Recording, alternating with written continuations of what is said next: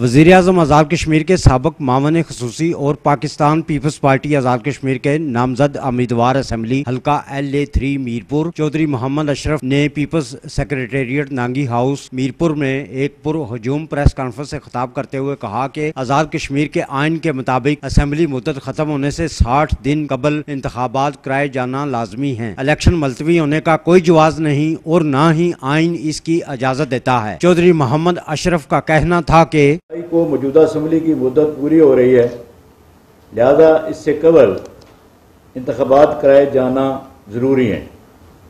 اس میں کسی قسم کی تاخیر کی گنجائش نہیں ہے۔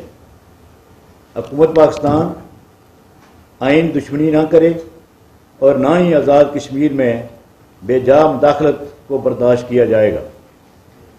پاکستان پیپلز پارٹی غیر جانبدار، صاف اور شفاف الیکشن کا انعقاد چاہتی ہے۔ میرے بھائیوں، آپ کو یاد ہوگا کہ گلگت بلتستان میں الیکشن کرونا وبا کے دوران ہی ہوئے تھے، جبکہ آزاد کشمیر میں کرونا کی صورتحال اللہ تعالیٰ کے فضل و کرم سے کنٹرول میں ہے۔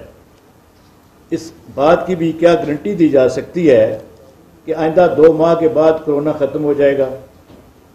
یہ سب حکومت پاکستان کے ہیلے بہانے ہیں۔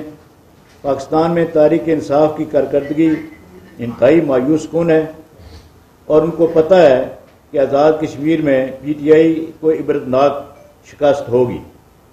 اس لیے NCOC کے خط کا سہارا لے کر انتخابات ملتوی کروانے کی سازش کی جا رہی ہے۔